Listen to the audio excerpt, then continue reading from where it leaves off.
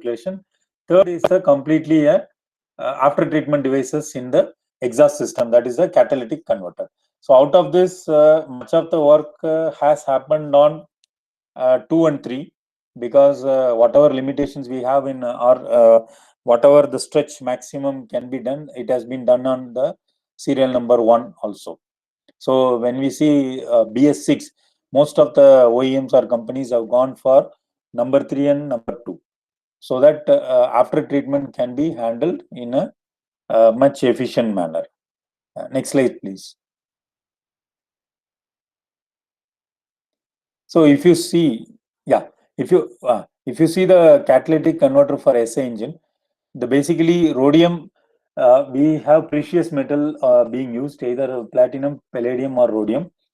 So the rhodium used to remove NO, and the platinum used to remove HC and CO. So both these things take care of all these 3 pollutants. Lead and sulfur in the exhaust gases severely inhibit the operation of a catalytic converter. So that is the reason we have to have a once we go for a BS6 fuel, then we have a very less target of sulfur in the BS6 fuel. So in fact, the refined fuel has a very less sulfur content. So that is what given in the image which it is showing. So we have honeycomb structure. So all these pollutants are fed in. So you have a insulation, then insulation cover, a shield, then half housing, and then you have a intumescent mat, and then you have the honeycomb catalyst. So in the catalyst we have the precious materials, and all these are having a this cannot be made on a individual what to say, we cannot combine them together. So what has been done is we have a complete honeycomb structure made, and we have a coating of aluminum on that, and with the precious materials. Yeah, next slide, please.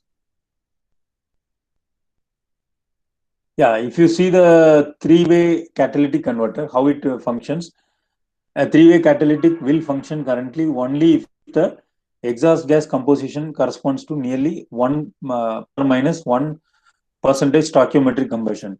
So please refer our earlier slide where I have put that the stoichiometric should be around 15%. So for the catalytic converter to function, it should be within the accuracy of plus or minus 1%. So what happens if the exhaust is too lean? Then that means exhaust is too lean means it is very less in rich. So oxygen content is higher. So if oxygen content is higher, definitely NOx formation is more predominant. So NOx is not destroyed. But if the exhaust is too rich, then carbon monoxide and HC are not destroyed. And a closed loop system with the oxygen sensor in the exhaust is used to monitor the air fuel ratio, and they use, and this in fact gives a feedback back to the injector, so that the injector adjusts the air fuel ratio to make it near to stoichiometry. So if you see the chemical reactions happening, it is nothing but NO reacts with the CO, HC and H2 via reduction mechanism on the catalytic surface. So NO plus CO2, it gets us nitrogen and carbon dioxide, and one more in reduction, it goes to nitroxide plus hydrogen, again gives water. So in this way, and one more important thing, a catalytic forces reaction at a temperature lower than normally that occurs. Next, please. So again, this is again telling the same picture. So if you see the catalytic efficiency, there we talked about volumetric of carbon monoxide or nitroxide, nitrogen oxide getting created. Here we are talking about seeing what is the catalytic efficiency. So if you see the catalytic efficiency is as high at say 75 to 80%, and it is very high with the stoichiometric ratio or the air fuel ratio are between 14.5 to 14.6. So in that, the NOx is at the peak, HC and CO are also at the peak, After that, it gets stabilized, and you see the NOx is coming down. So,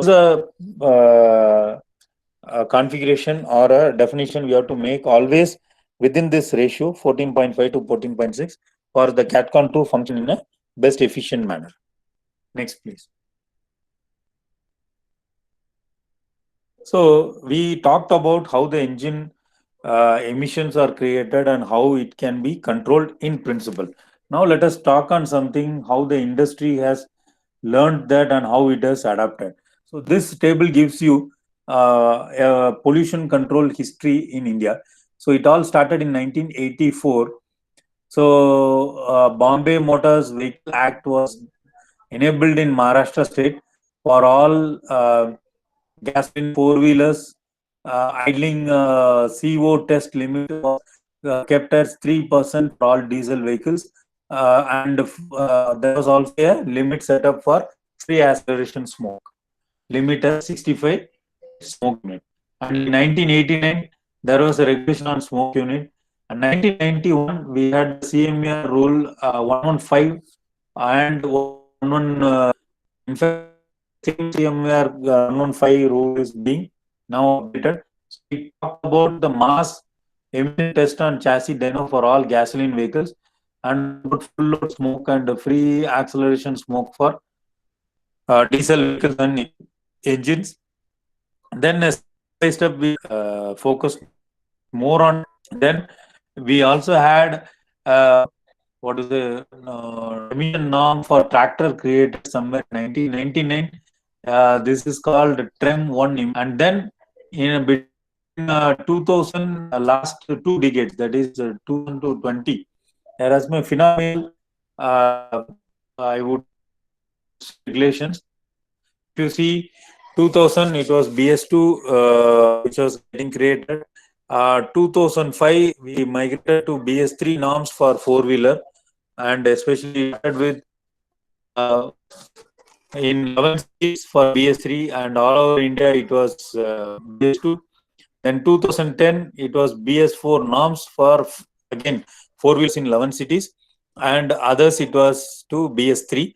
Then in 2017, we had BS4 nationwide and BS4 also for two-wheeler and three-wheeler. And by 2020, we had BS6 for all and in nationwide.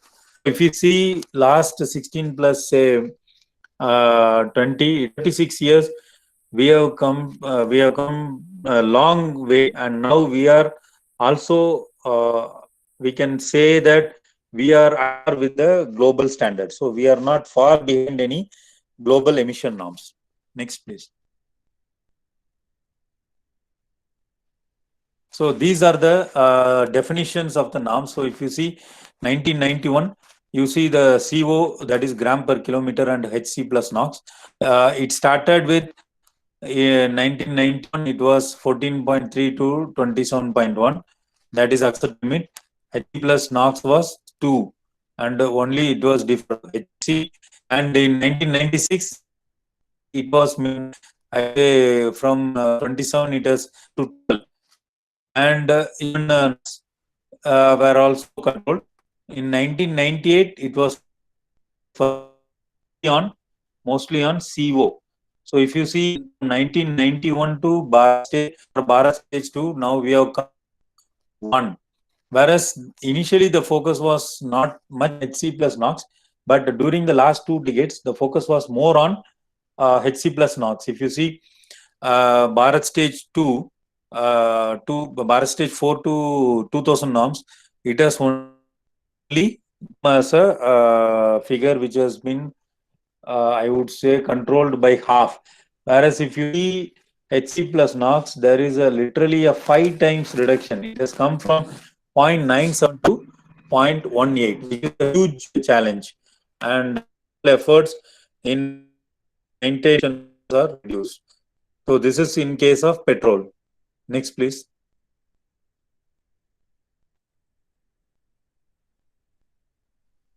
Now, if you see for what to say, two-wheeler and three-wheelers, of course, the ranges are slightly relaxed. If you see, especially when four-wheelers are having I would say 3 is the norm for HC plus NOx.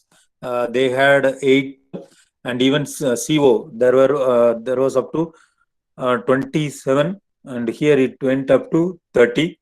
But up to when after the other regulations were coming, when Bharat stage 3, 2, and 4 were there, that were the control on the 4-wheeler while on the 3-wheeler and 2-wheeler. So if you see the Bharat stage 3, so CO was almost only 1. There also we had 1 or 2, and HC plus NOx also came to 1. So more or less the 2-wheelers and 3-wheelers all also getting in line to the 4-wheelers and the heavy vehicles. Next, please. Yeah. Now, if you see is the emission norm for heavy. So if you see CO was designated as gram per kilo, and all the HC, NOx and picture, because these are vehicles. So if you see, it all started in 1991. It was 14, and NOx was 18 gram per kilowatt hour. You see, by Bharat stage 4, we have controlled this up to 3.5. That is say 2017 means 17, really in 25 years. So this has come to almost to 6 times under control. So HC has also come to a control. It started from 3.5 to we are all on 0.96. Yes, the particulate matter was not defined till Bharat stage 2000 norms, but it got defined. So it had come from 0.36 to 0.02. Even I would say it's like 180% improved. That is reduction in the emissions have happened. This is the progress on the diesel vehicle.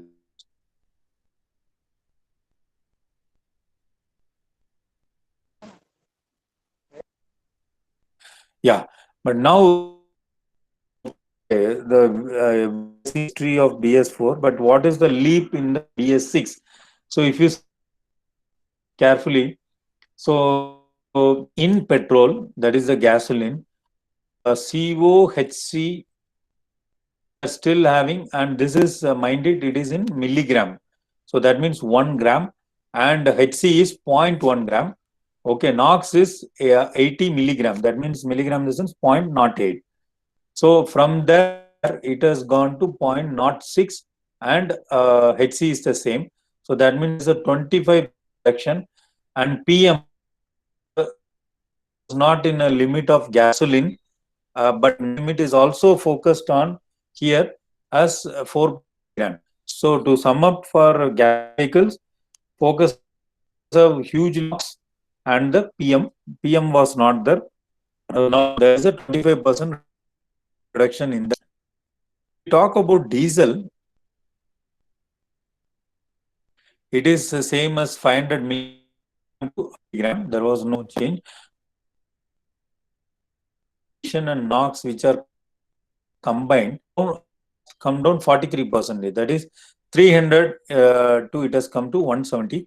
And if you see the NOx, it has completely got to a very controllable, because NOx it has 250 to 80, and particulate matter, that is milligram per kilometer, it is from 20 to 4.5. So the particulate matter has been made common now, acceptable between diesel and gasoline, whereas NOx have been considerably reduced. And if you see, NOx level and PM level are the same for both gasoline and the diesel. So what in sum up it is telling, if you see the chart completely, when it all started from 1990s to 2015 or 2014, there was a clear benefit to the diesel vehicles. That diesel vehicles were having a slight margin over the emission pollutants. Whatever the gasoline was emitting, diesel vehicles were allowed to emit slightly more, considering the treatment and everything. But recent developments and the BS, it has been tightened. So that is one major challenge for which diesel vehicle has gone for too much of after treatment to control. So now if you see the NOx and PM are at the same level as the levels of gasoline, and it is under the same. And in fact, CO and HC plus NOx, it is half the value of gasoline. So these are why I'm stressing on this point. These are the values which are defining the life expectancy of diesel. So for making this to be comparable, so obviously there will be a huge investment not only in the engine architecture but also your after treatment. So with the after treatment system, then there is a lot of investment means lot of vehicle.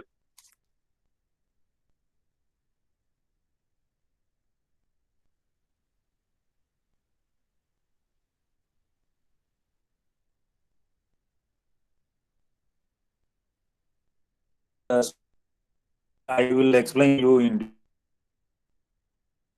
this two block diagrams are talking about. One is the top is talking, but so you have now seen the challenge. So what is the EGR does? It opens some of the cylinder for recombustion. So this is what we call it as exhaust gas re. It is done both in case of diesel and in gasoline. But the one thing which started rethinking on this defining the emission is the one of the European manufacturers who got entangled in the Volkswagen. Everybody knows in normal vehicle when we submit, it is kept on a chassis dyno and it is run on a chassis dyno. It is completely external environment. So you can to match best figures, whereas which you actually in the actual. So this is that if you see complete exhaust system and there is the bottom one is the nitrogen oxide.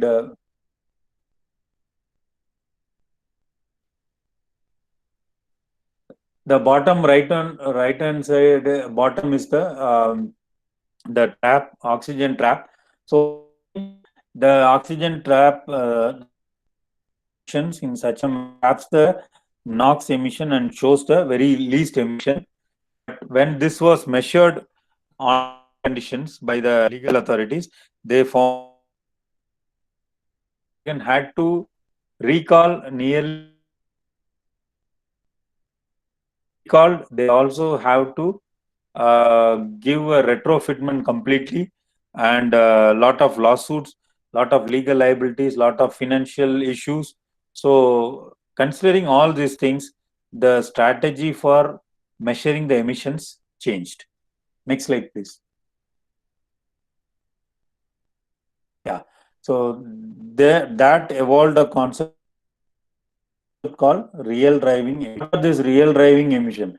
The real driving emission legislation is important to reduce the gap between the type approval. Type approval is nothing but for which you are homologating the vehicle or certifying, and those in the real world, so that the vehicles driving on the European roads deliver low emissions as it is meant by the European emissions. And RDM provisions have the possibility of positively influencing air quality for the European citizens by ensuring that the vehicle manufacturers integrate the emission control technologies with the engine measures to achieve the optical. So it's a completely integrated segment, integrated solution where you are going to control the after treatment of gases. you are trying to control the quality of the air. Next, please.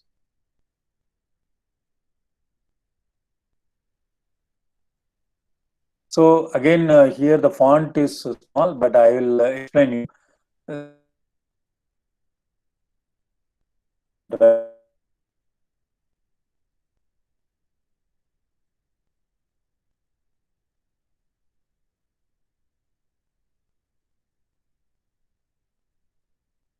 Is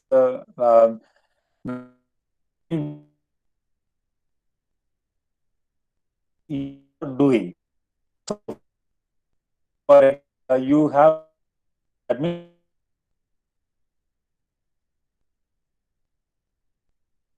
from the accepted value actually measured.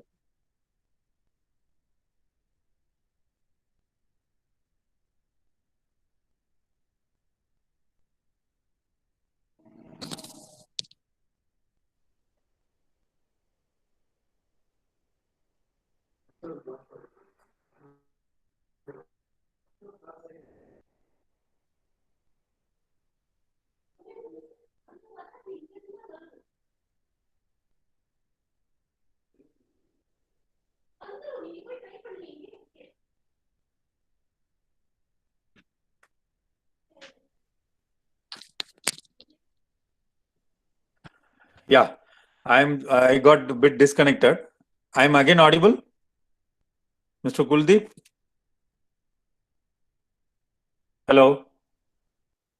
Yes, sir. Yes, sir. You are audible. Yeah. Okay. You are audible. Please zoom the. Yeah, please zoom the presentation.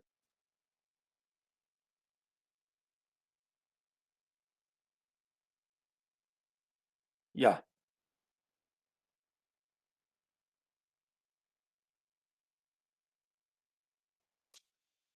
So, what is the confirmatory factor? Confirmatory factor is nothing but it is defined as a not to exceed limit. That is NTE, they call it as, or taking into consideration of the margin of error, because the system which is measuring the real time driving emission also has a tolerance or the variations in that.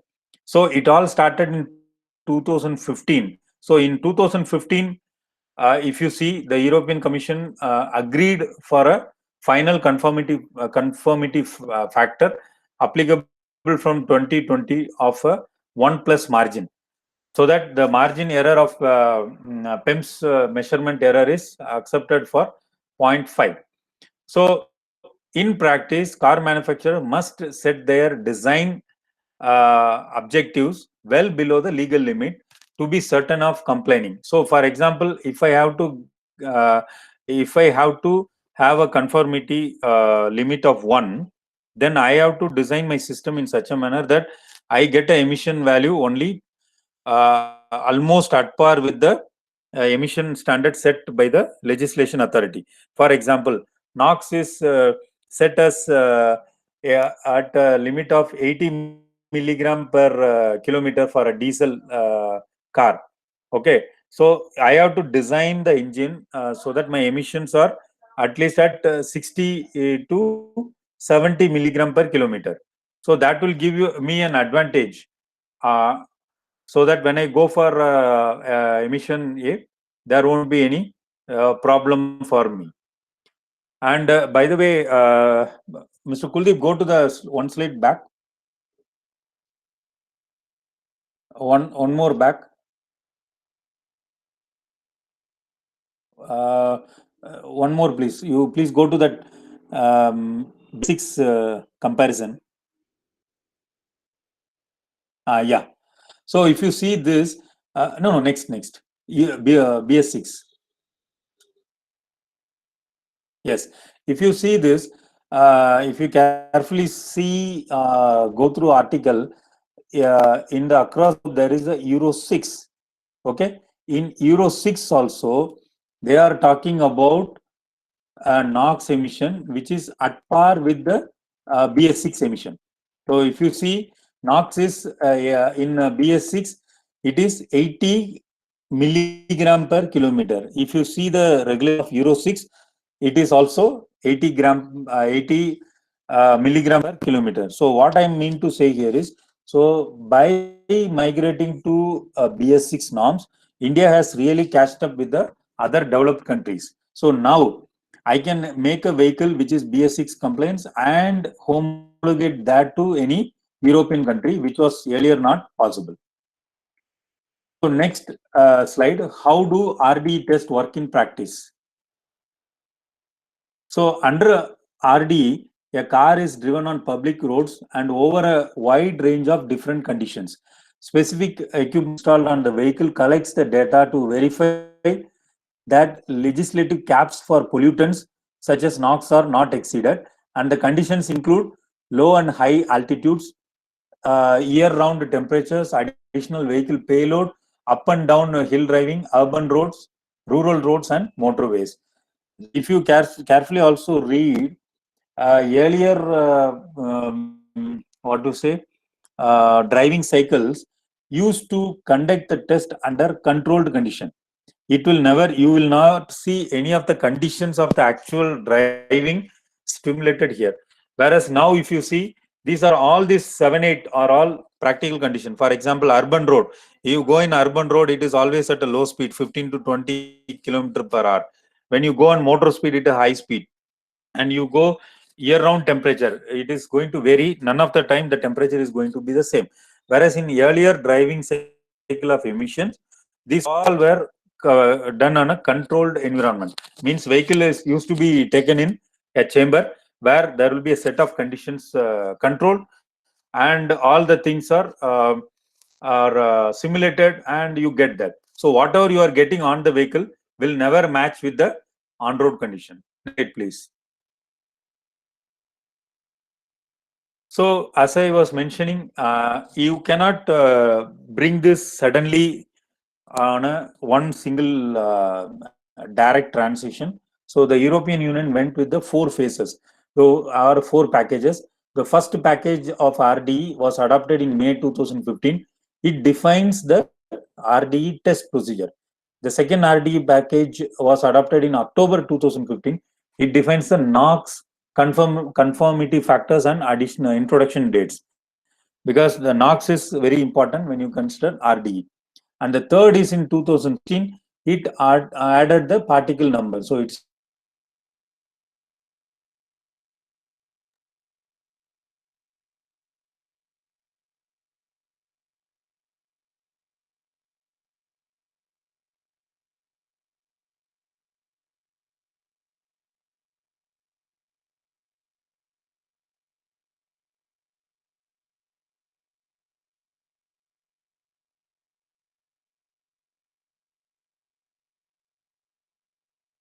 May with in-service conformity RD. That means with all the development, there has been a. Mr. Kuldeep, can you go to the next slide? Yeah. So these are the 4 packages which I was talking. So all these 4 packages has come on a come on step by step or phase by phase. So it all started with what is RDE in 2015. In the later half of 2015, they came with NOx. Then from NOx, they came to particulate number. Then from the particulate number, they came to in-service conformity. So in all these things, there will be a conformity factor along with the margin of error. So the OEM or the vehicle manufacturer is supposed to clear that, so that in case the vehicle is tested for emission on the road condition, and it should meet. That is the final intent. So if you see, they have tightened also the conformity factor from the last 4 years. It all started with 1, 0.8, 0.5, and now it has gone from 0.5 to 0.43. Next slide, please.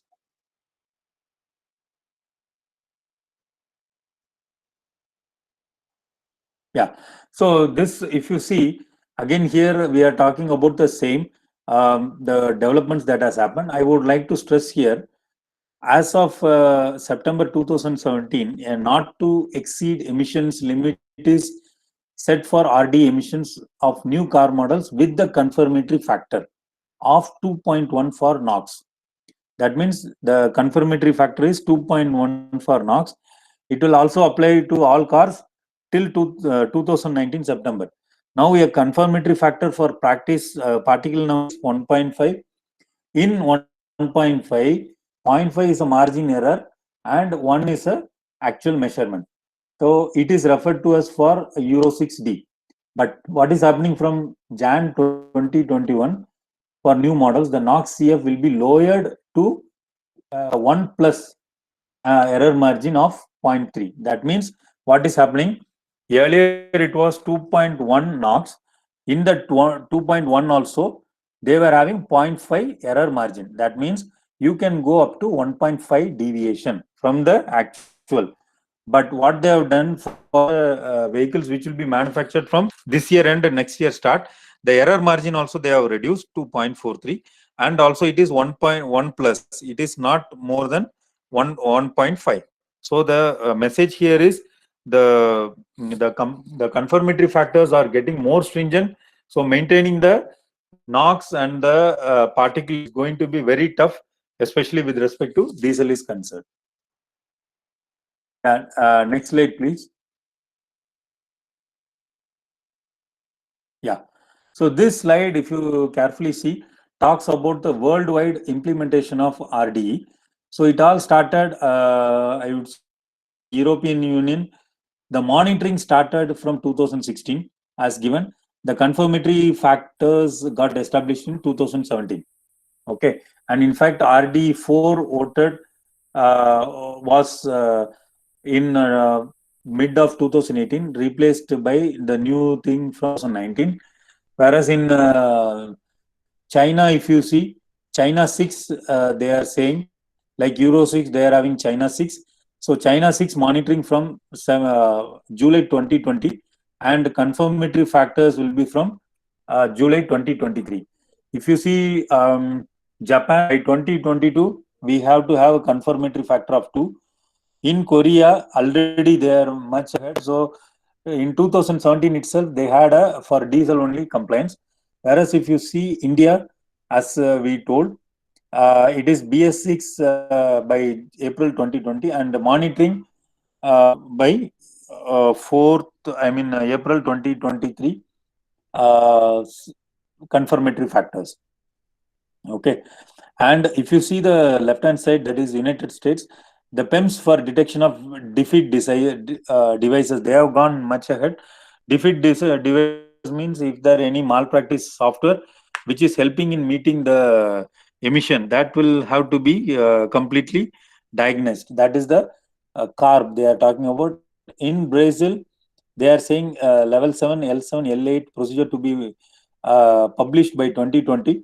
By 2022, till 2022 they will be in monitoring, and by 2024 or 2027 it will be confirmatory factor compliance. So in summary, all across, I would say all the developed countries, including India, we should be glad to know that India has catched up with the continuous development which is going around the globe. So you see, by we have started in the monitoring. Monitoring means where we are right now monitoring the data from the vehicles. So these vehicle data are compiled and given for further monitoring and taking consistency, so that we to meet the we try to meet the data of confirmatory factor. Next slide, please.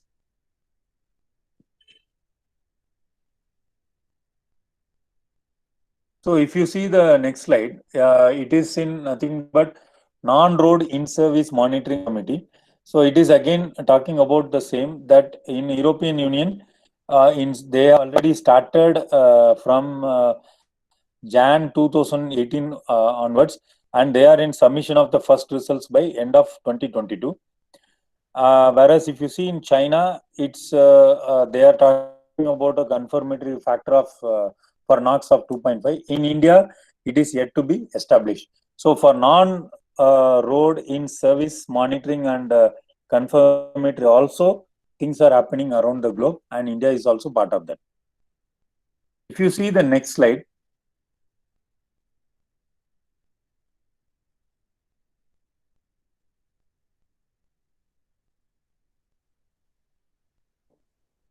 This talks about different cycles.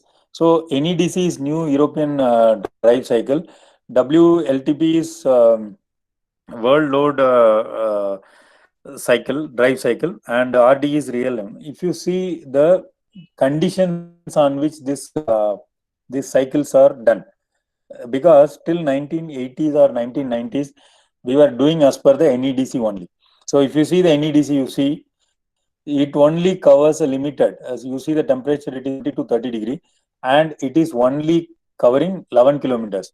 So suppose if you are going from, say, Anand to Baroda or Anand to Ahmedabad, you have a good stretch, but you cannot simulate that by just running 11 kilometer, and within 11 kilometer you may get a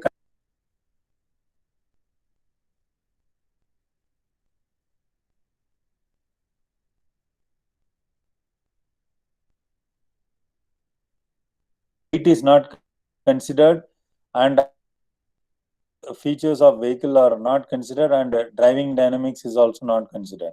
Whereas when you get into WLTP, it is slightly refined. So we were having more of driving, that was taking 23 kilometers. Time was stretched, that is we go into 30 minutes.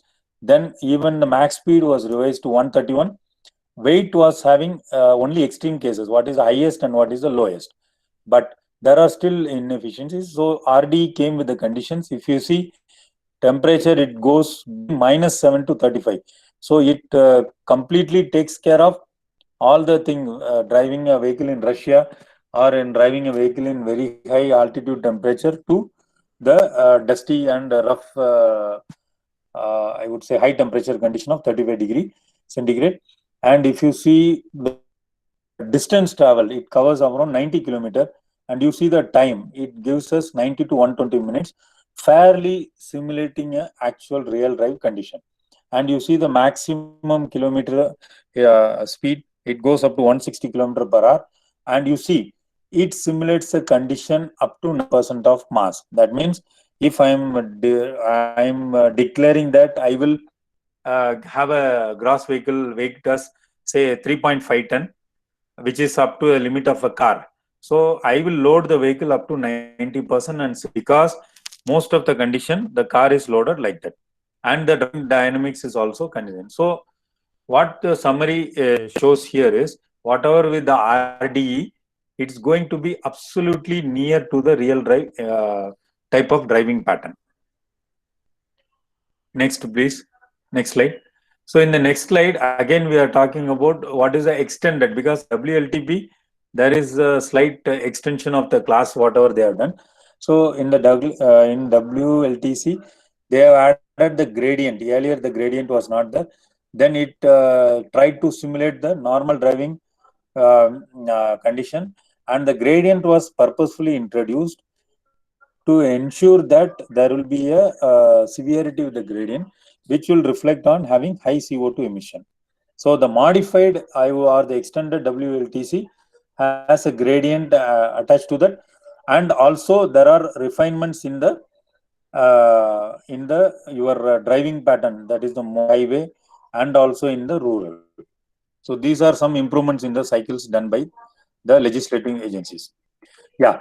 So now we talked about the origin is on Europe. So the next slide talks about the development on Europe, how they have come across. Next slide, please. Yeah. In this slide, again, you see the discussion started in 2007 itself, and it went into 2011. That is 5 years have gone roughly in deciding what is the how to introduce the RDE. Then the same thing, whatever I explained. But main condition of RE, if you see, they are running the vehicle in the three type of category, as I told: urban, rural, and a motorway. In urban, they are running for a distance of 29. In the speed of 0 to 60 kilometer per hour, and in rural it is 60 to 90, and motorway it is 90. So you see the percentage. So these are all designed. Just imagine you also using your vehicle. So you will feel that most of the time you are into the patch of say rural or urban. So it covers around 70%. Only the last percentage you go into the motorway. So this really simulates the condition of that. Then you see the temperature, it is what, and the conformity factor also they have given. Next slide, please. Yeah, if you see in the thing, they are saying how this RD regulation method works. That they say that is a evaluation method of RDE. That is they called MAWM method. So how the thing works is each window. A window is nothing but a continuous period where the cumulative amount of exhaust CO2 gets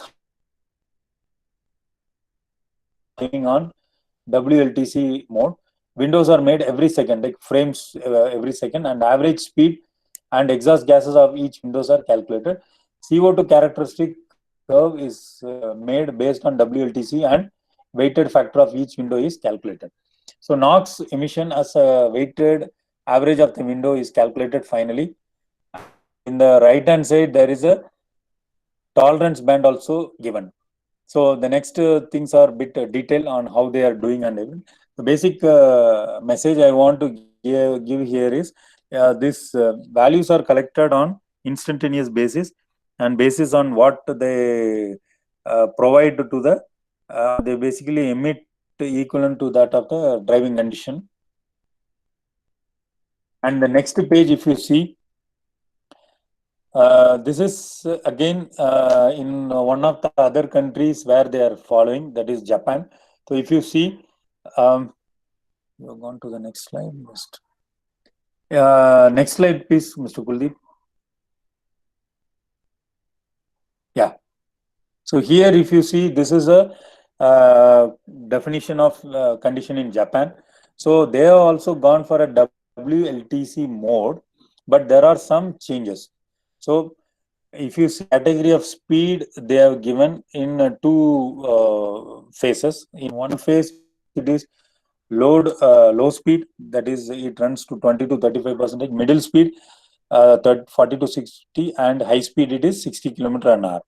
And the second way of giving is they are given as a same 60 to A. So if you see, the bottom is nothing but the European, whereas the top is nothing but your Japanese. So they have customized as per the speed limitation in the A, because in advanced countries like European Union, you cruise at even 180 kilometer per hour, because the roads and the infrastructure is fully supporting. Whereas in Asian countries, still things are in place. So this is customized as per the conditions in the Asian countries for Japan. Next slide, please. Yeah. So now, what are finally, to sum up, what are the challenges? So we have challenges of NOx and PM emission trade-off, which we saw. We saw also goal of reducing fuel consumption and emission, visible smoke, vibration, noise, and in case of gasoline, we have lower speed torque, and CO2. So again, here I want to mention diesel has a lot of challenges in terms of NOx and PM emissions, which are not in gasoline. Next slide, please. Yeah. So this slide talk about the gasoline, and this is a figure I've taken from Chrysler report. So if you see, they have not given for A, but they are projected for next 2 years. So if you see the Indian outlook for last, I would say 10 years, you see from 2012 onwards, earlier the gasoline used to be less. If you see, the ratio was around, it was around 65 to 35, like that. But you see the progress over the years. Now gasoline has catched up very fast, and the diesel is giving up space to that. So the more, and the prediction also says by 2030 or so, this graph will be in a reverse manner, where you will have more for I would say gasoline in favor, and diesel will be taking the place of gasoline. And also you see the financial year wise percentage of diesel vehicles. So if you see, In 2008, it was what to say? I would say it was less, and it grown steadily for 10 years. That means we are seeing two phases in this. Between 2008 to 2013, it has grown up considerably from 15% to 58%.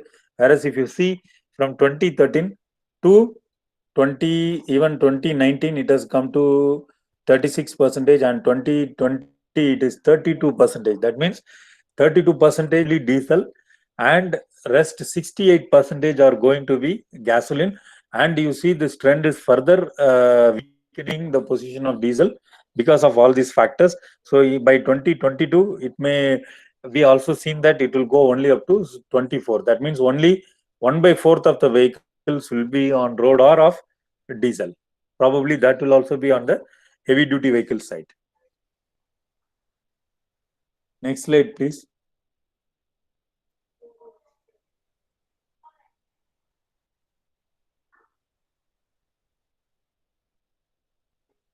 Mr. Kuldeep, next slide, please. Yeah. So if you see, so what are the light duty emission regulations and emission control technologies? Next slide, please. Yes. We talked about implementation date. Bureau 6, Bureau of Bharat Stage 4 was implemented. And if you see the nationwide, NOx was 880, even. And then there was one more parameter of thermal carbon plus NOx. If you see, the DF factors are very, very stringent, and OBD was also there, onboard diagnostics. So what it was telling, and one more thing, durability is nothing but the consistency of this parameters. So if you see, completely doubled. So earlier it was how much? Up to 80,000. This emission, what to say, sustainability, I would say emission consistency should be there. That means what I roll out the vehicle, after it reaches the customer, when the emission level should be the same till he completes 80,000 kilometers. So deterioration is not accepted. That's what in BS4. So that is what we go for PUC testing and other things, which gives you a absolute value of the emission measured.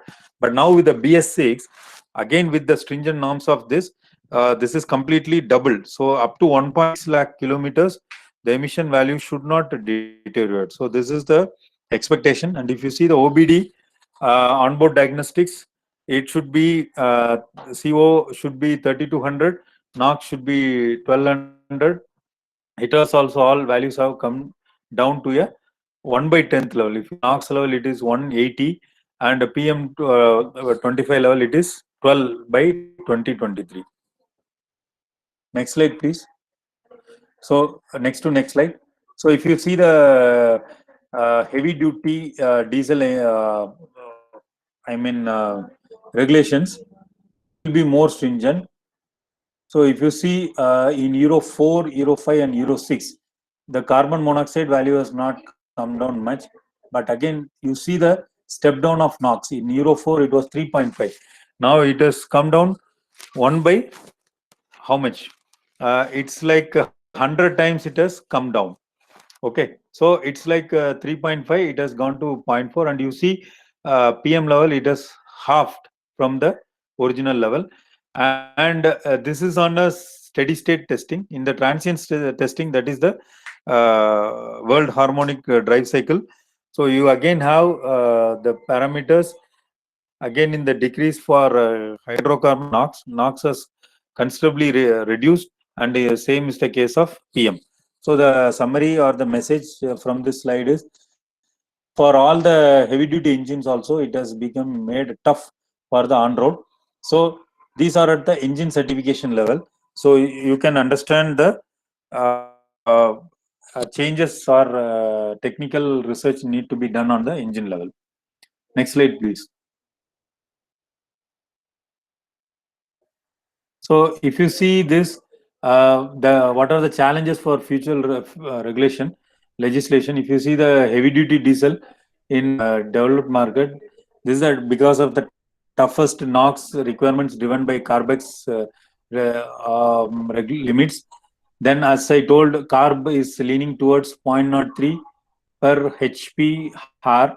NOx limit is 10 to 14% of cold weight with 0.05, and NOx, and also think that it should not be it should be zero from 2024 to 2027. So if you see, this is on the developed market, especially on Europe and US. If you see on the developing market, there is a big focus in India and China.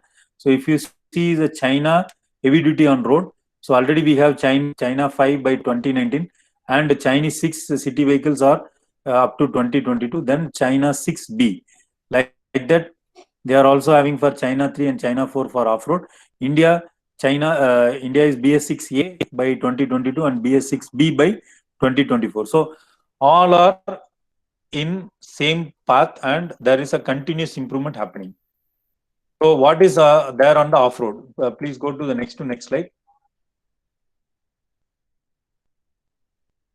Yeah, if you see the emissions in October 2020 for kilowatt, that is up to 75 HP and beyond 174 HP, the CO, NOx and HC values have been defined.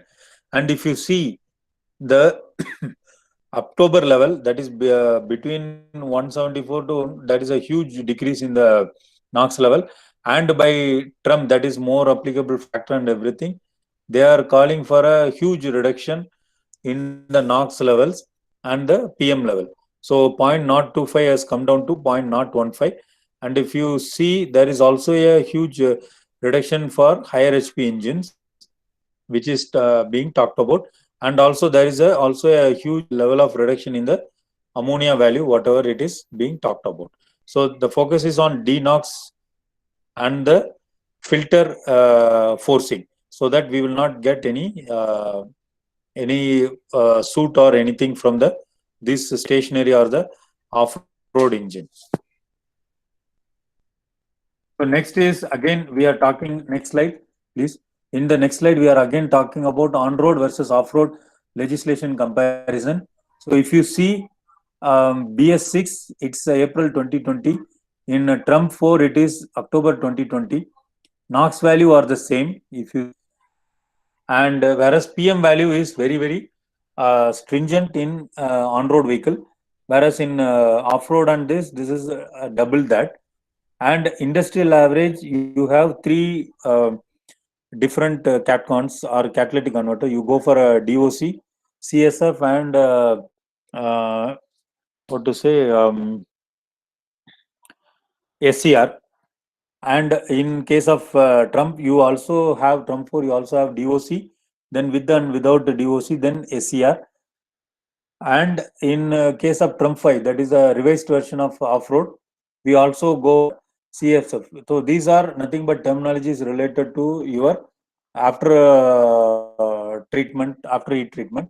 If you see the test cycle, we go for hot, cold, and world harmonic test cycle, and world harmonic slow drive cycle. Here we go for NRTC and NRSC. And ammonia, as I told, ammonia is also in focus. So ammonia is to be less than 10 ppm. In case of on-road, on non-on-road, that is off-road, it has to be less than 25 ppm. But do you see the durability we were talking? So we were talking anything between 1,60,000 kilometer to 7 lakh kilometer, that is 5 to 7 years. And here they are talking about 8,000 hours. That means what are the emission level you are getting at the production or the vehicle rollout or the handover should remain for 8,000 hours. So 8,000 hours means, suppose if you run say 10 hours a day, 10 into 365, 3,600 roughly. So 2 to 3 hours, 2 to 3 years roughly, you should have the same emission level. So you can see how much pressure it is there on the diesel technology side because of all these things. So to take you through now some of the, next slide please. Yeah, now to take you through Again, real driving emission measurement on LDV and HDV for India. It is a method using portable emission measurement systems. It is cross deployed for ordinary public operated on workdays and market of fuels and everything. Next slide, please. So here, these are some of the key factors which Indian, I would say, regulatory framework is talking about. So they are talking about also the three different conditions like urban, rural, and motorway. And urban is for M1 and L1. It will be less than 45 kmph, whereas rural is anything between 45 to 65, and motorway is anything greater than 65. And the percentage of trip is 34% and 33. As I was mentioning, for Indian condition, it is more between the urban and A, and the third is this. And for higher buses, buses category, this is for car, and buses category, it is 40 kmph, 40 to 60, and greater than 60 kmph. And percentage, if you see, motorway is slightly more, that is 45%. And N2 is nothing but the truck segment. So for truck segment, it is 40. So these are some of the definitions what ARI has proposed to the technical committees. Next slide, please. Yeah. In this slide, we are talking about the boundary conditions set for RD test, what India is proposing. Market fuel to be used during the test. Yes, because we don't want any deviation on that. Then the temperature, passenger cars, it is 10 to 40 degrees. It is also moderate condition extended for a scope up to between 8 to 45 degrees centigrade. For HTV, it is 0 to 42. And altitude, if you see, it is going up to 1300 meter, that means 1.3 kilometer from sea level. Then for HDV, there should be a pressure of greater than 82.5 kPa. And to do the control driver behavior, limit of trip dynamics and altitude gain during test, that is only for vehicle 3.5 ton. So next slide, please.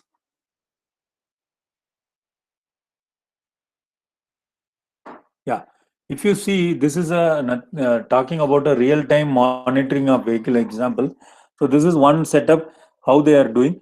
So here there is going to be controller unit and sensors. The sensor of three type. These sensors will be mounted near the catalytic converter of the engine to monitor the various gases, and these are mounted on the vehicle. The central controller is mounted on the car near the engine, which has a GSM module. The controller receives the data from the sensors, and based on internal threshold logic built, it makes a decision to send an alert if threshold is reached, and also has the connectors to push the data to be cloud. So what it is happening, it collects the data by there are three sensors after and ahead of the your catalytic converter, and this gives the data to the central controller. From the central controller, it goes also to the cloud, and it is given for analytics to the engine.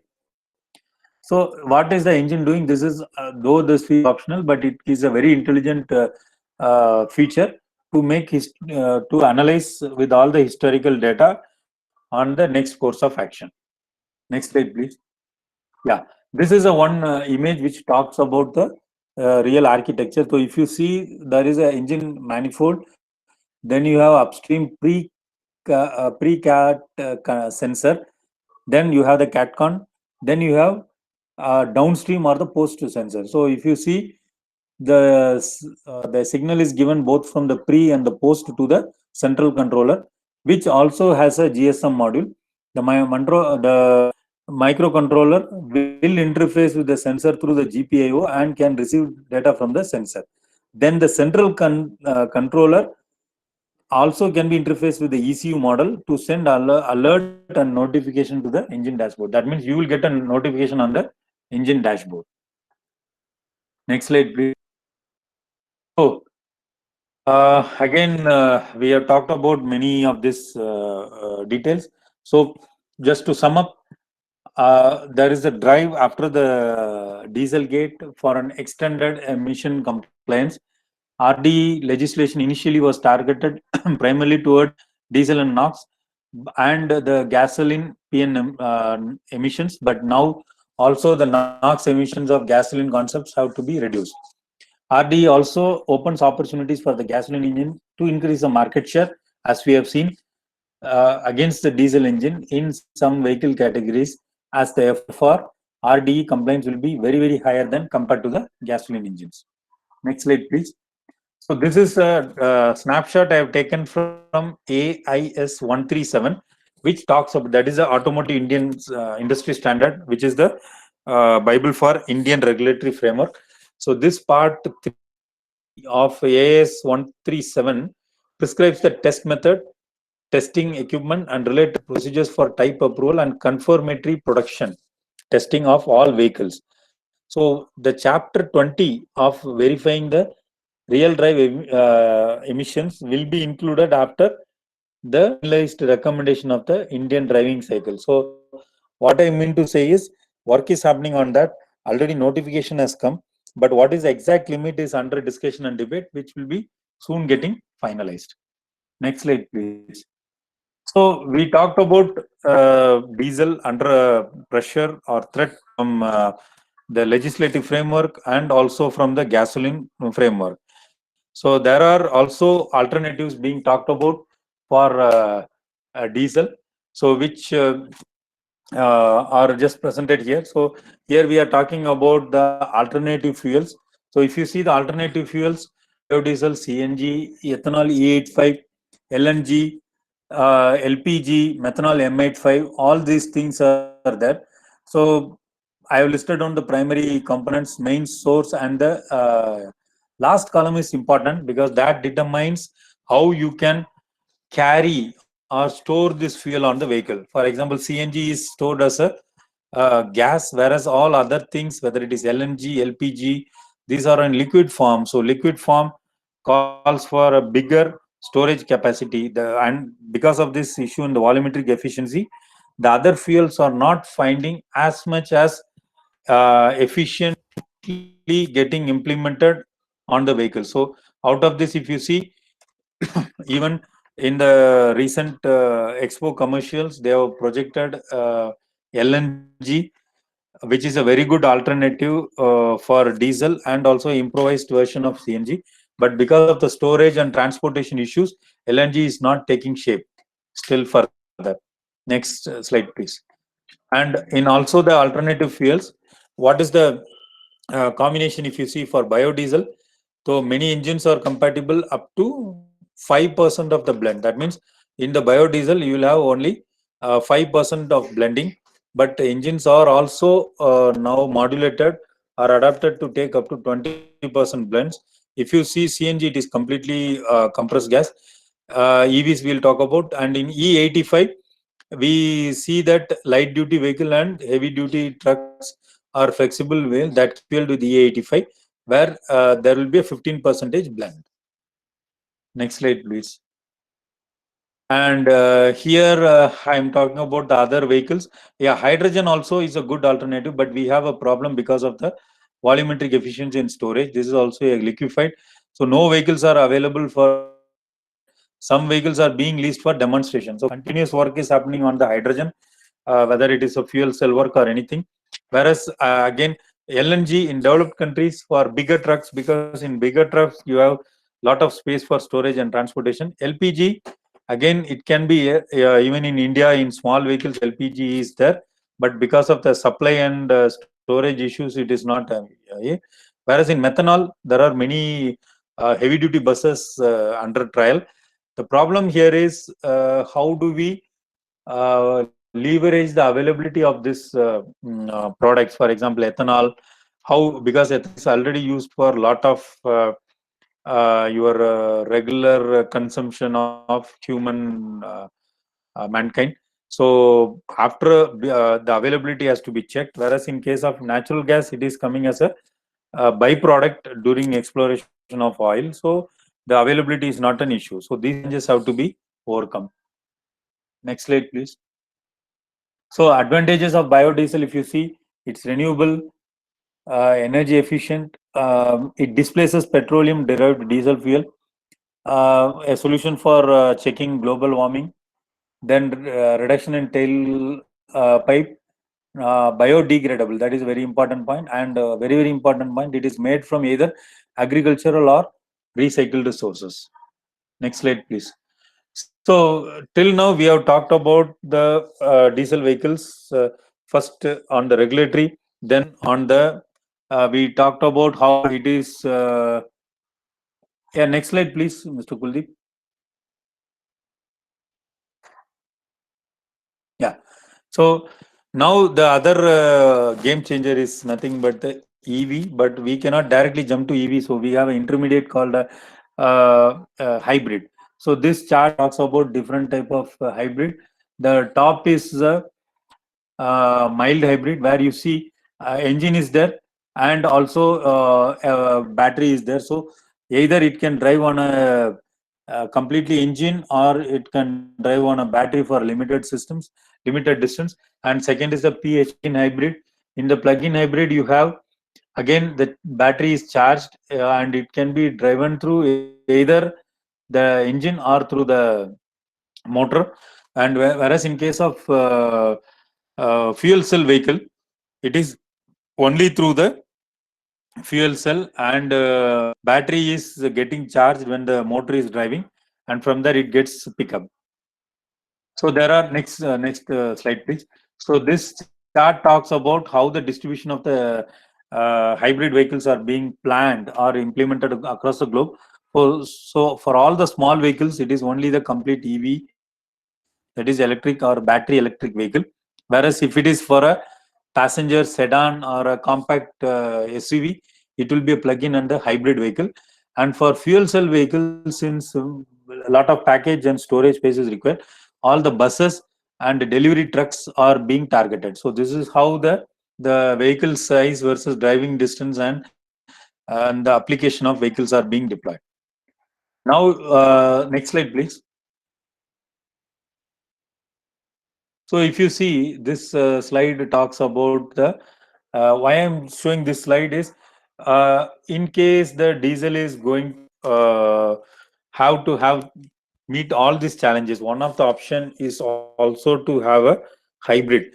So the main purpose of hybrid is nothing but to relieve the engine, because if you see the engine in case of normal condition, what it is happening in when I'm driving a car, I'm starting engine and I'm running the engine for say 3 to 5 seconds in idle. Then I change my gear and then I start.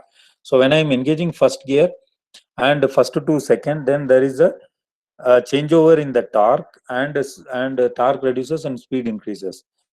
But in the first gear, to take the engine from that, there is a huge amount of torque required. But what is the problem in the engine is, in the initial phase, the temperature inside the engine is not so high. So what is happening?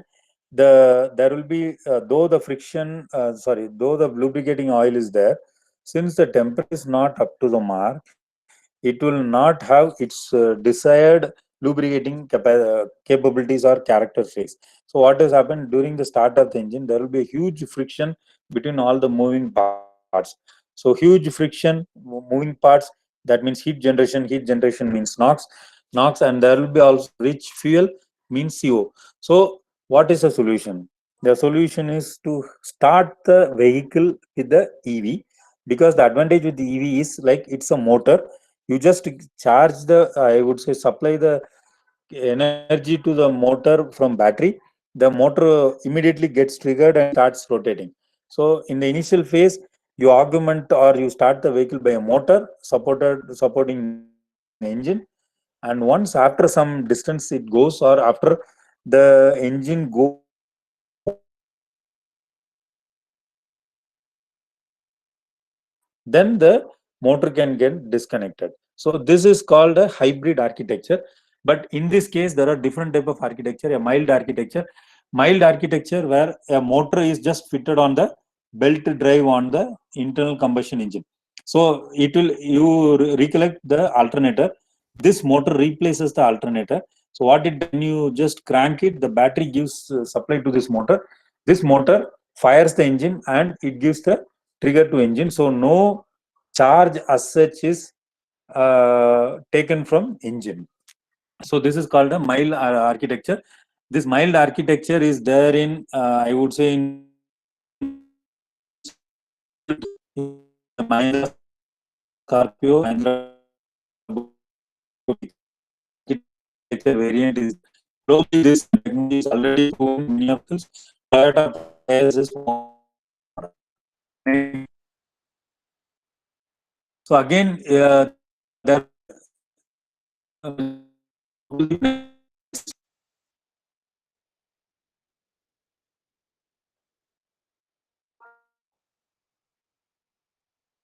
yeah, next slide, please.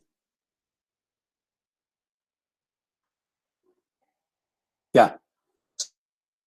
Architecture, we say P0 architecture, where it can go up to mild. In the mild architecture itself, it is in a geared system. So what happens, the motor can be clubbed along with the engine in the geared system. So it gets declutched and the engine can operate independently whenever it is required. Next slide, please.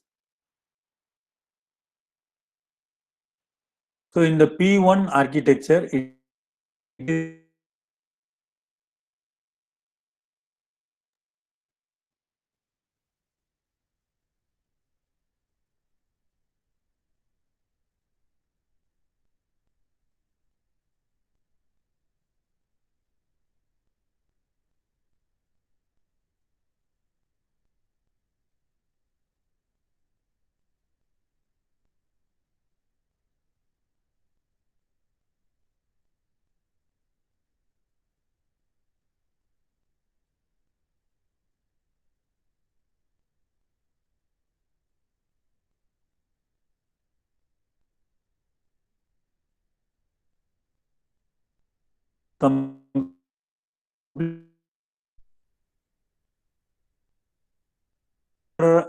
generator.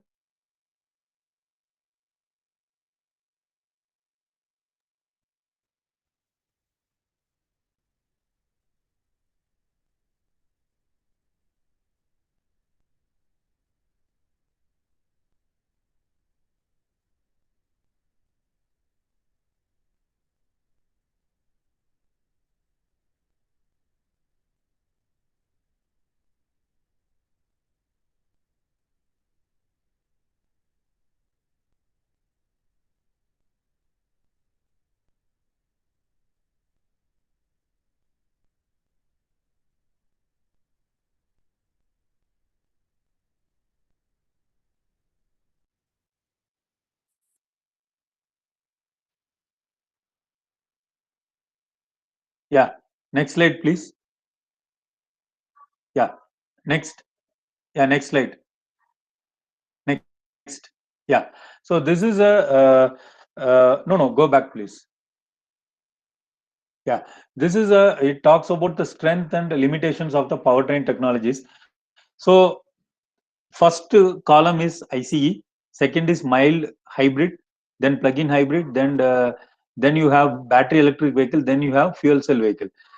So if you see the darkest shade means it is the best.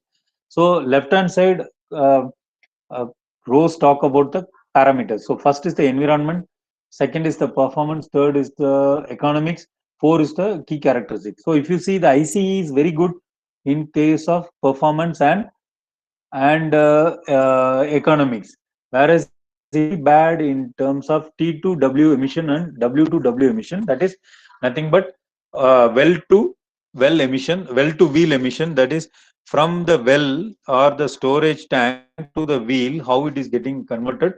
And then another is the T2, that is tank to well. That means from how you are exploring, from where it is coming and to the tank. On these two, it is very light. So there is a clear understanding or shift how this is being balanced in EV. If you see the complete EV, you have tank to well emission very good and acceleration is good. and even the range is in plug-in hybrid, whereas in all other things ICE is A. But unless you meet the emission compliance, this will be very difficult for survival. Next slide, please. Yeah, so this I mentioned that detailed picture is going to be laid down in AS 137, which will be amended for the PEMS which will be emitted from. So please keep this dates in mind. 2020 monitoring has started April 2020. 2023 is for confirmation of one.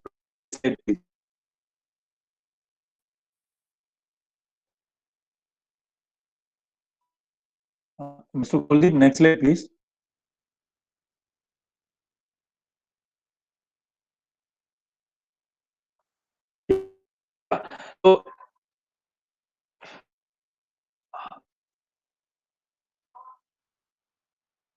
So, to quickly take a view, for first time India will be having one fuel as per BS6. So it has defined all the two-wheeler, four-wheeler, SI and CI limits.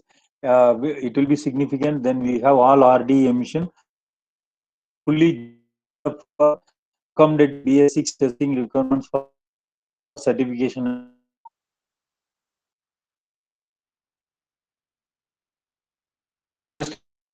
Next, please.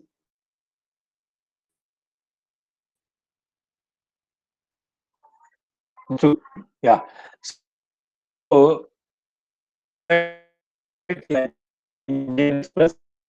So it's the same. So whatever type of emission meet and you are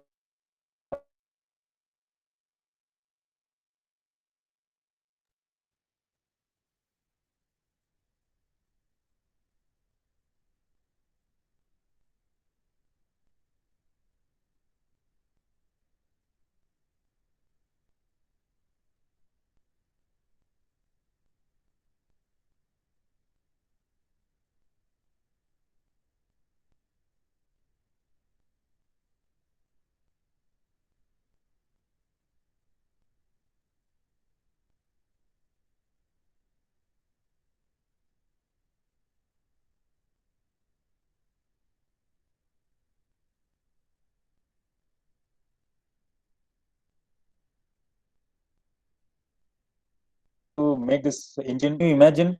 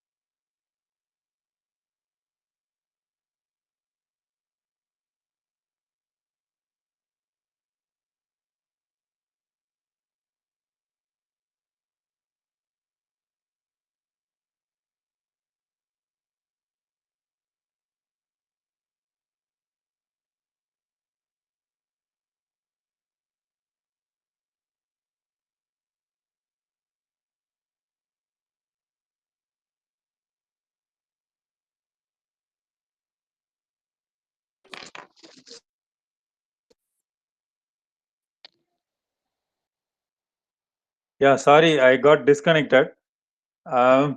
So the left hand side talks about this delta improvement and the unit comes at around 2 lakhs more than the gasoline. So you can imagine whether still how diesel will become competitive. And on the right hand side, you can refer any team BHP on how the BS6 vehicles are being monitored. Because if you have in BS6, I have taken a snapshot on the right hand side bottom. Few of the customers have reported choking of the catalytic converter, because what is happened, if the stoichiometric level and the temperature is not maintained properly, the fuel or the exhaust gas particles get choked. So this is a failure phenomena, or not a failure, I would say. This is a one of the failure. So scope of failure or scope of problem which can occur. So that few vehicles have already started having this problem. So what these are all indicating is the technology, though established, have to be monitored very carefully. Next, please. Here, if you see, this is a data on the European countries. So if you see, the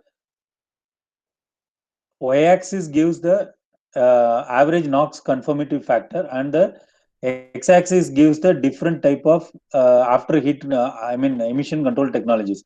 So the brown gives you only the all the vehicles. The what to say? The light blue gives the SCR, and LNT light NOx trap.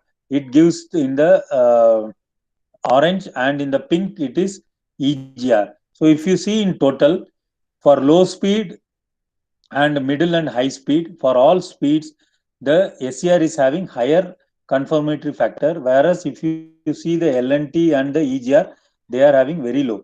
And already in the NEDC cycle, it is already low. So this is clearly indicating that SCR, which is a very mandatory requirement for diesel, is still a long way to go to meet the conformatory factors. Next, please. Yeah. However, we talked about some challenges, but there are also good news in the market. In the top left, I have talked about DS Automobiles UK. They have made already RD2 complaints even before the deadline. So with the RD2 complaints in UK, this manufacturer is in UK. If you see in UK, if you are having a RD complaints, then there is a huge tax benefit the government is offering. And also, not only DS automobiles, there are few variants of BMW and Mercedes Benz that are already, and also Audi, that are complain to this RD emission. But the question here is, it comes at what cost, and whether it is okay for the, or it is I would say affordable to an Indian customer. That is a question. Next, please. So even if you see 2012 to 2014, this three patch, the blue patch talks about SCR. Okay, the right hand side is the EGR, and the in between in the LNT. So if you see, the number of cars have grown multiple times between 2012 to 2014. But if you see, the SCR has come down.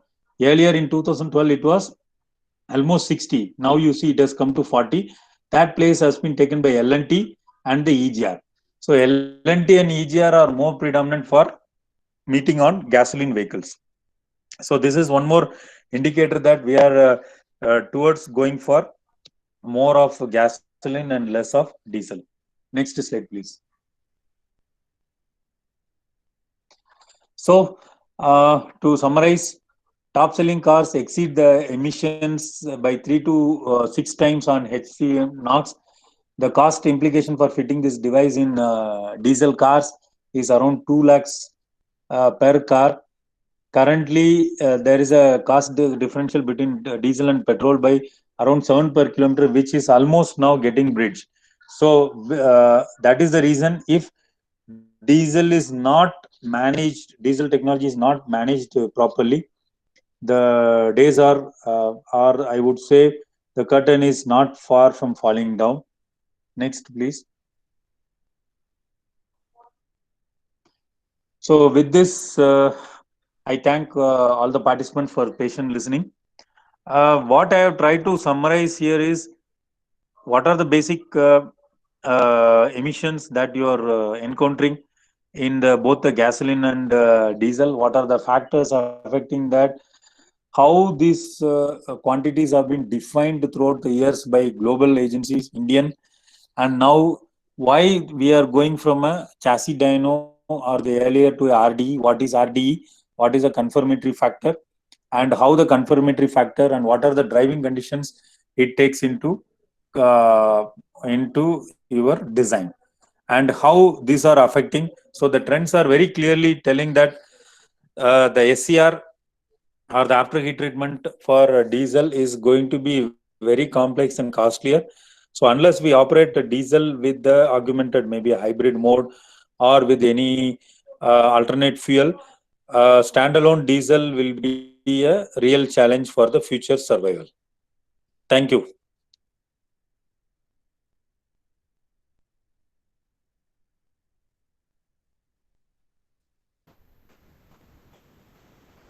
Thank you very much, sir.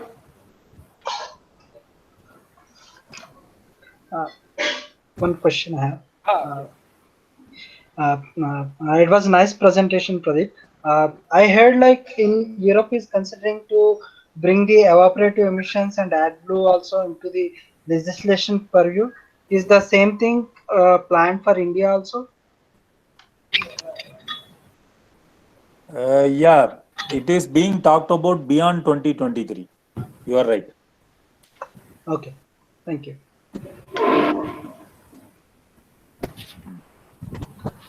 any other question from participants?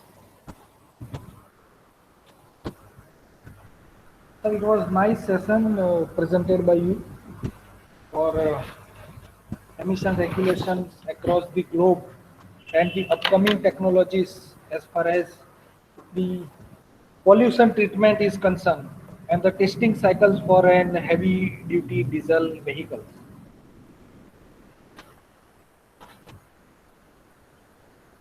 If there is no question, then we can start the valedictory session of the 6-day STTP. So participants, since last 6 days, we have been learning the various processes involved in the automotive engine emission and the green fuel technologies. And we also learn many things from the various things involved as to mitigate the various topics and their drawbacks.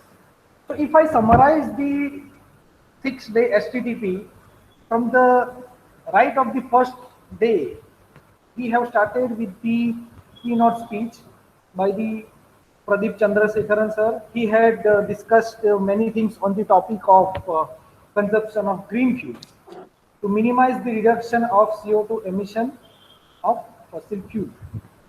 And that has been followed by the one more speaker called Arjun Raj sir.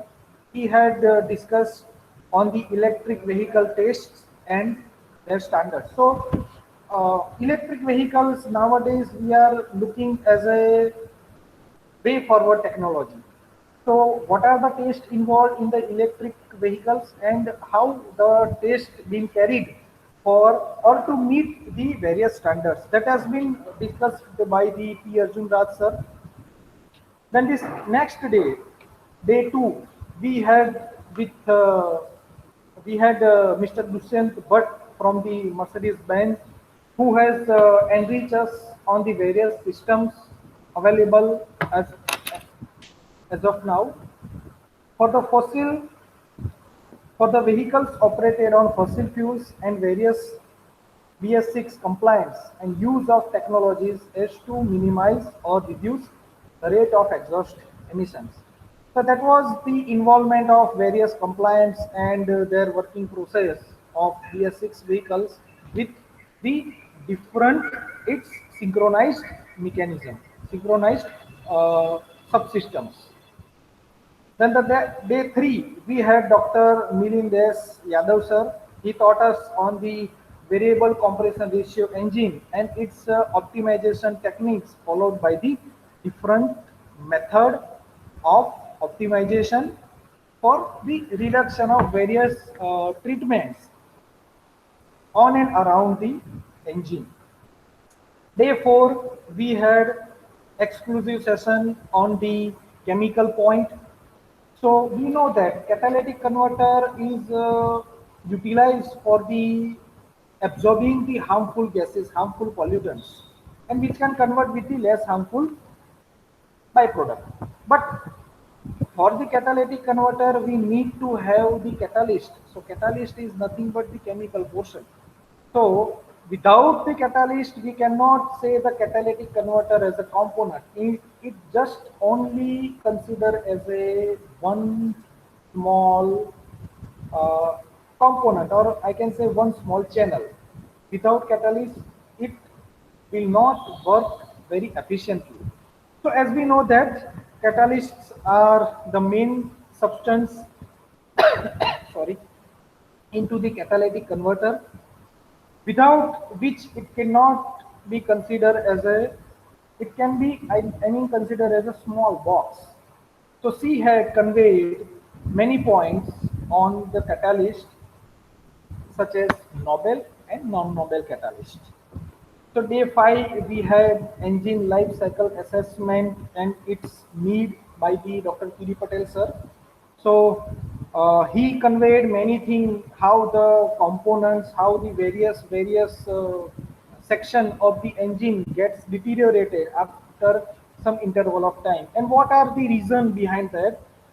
And that is what he has related all the things with the life cycle of the each and every components. And today we we had a discussion with the P. Chandrasekaran sir, and he has discussed the emission regulations across the globe and the upcoming technologies as far as the pollution control is concerned, and the various testing process, testing cycles involved in the heavy duty diesel vehicles, diesel engine. So this is what the summary of 6-day course, 6-day STTP on engine emission and green fuel technology. Now this is the time to end our course. I would like to thank many people who involved in this process, who involved in this course. First, I would like to extend my gratitude to the Gujcoast DST Gujarat, whose constant support for contributing STTP through online mode during the pandemic situation, with the aim of exchanging learning aspects to the learners. I would also like to thank CVM Charuta Vidya Mandal for inspiring us to conduct such an event for the betterment of engineering fraternity. I also want to extend my sincere gratitude to the head of the department, Dr. Sanjay Patel sir, and my colleague coordinator, Dr. Nimit M. Patel, and colleague staff for providing support, for providing technical support to engaging this event smoothly. Also, I would like to extend the thank to the person involved directly and indirectly for the conducting this course very efficient in manner. Last but not least, obvious speakers and participants. Without the speakers and participants and their support, the event would not have been possible for its success. So I express my gratitude, my thanks to the all speakers who had uh, taken our invitation in positive way and who had given their valuable time for to talk with the teaching and industrialist. Thank you all. Thank you very much to all for patience learning during the entire course. So this is from my side. If any participant would like to say anything for this course, they may share their idea.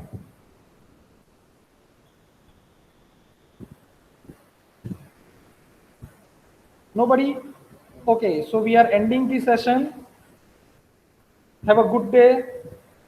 Have a happy Sunday.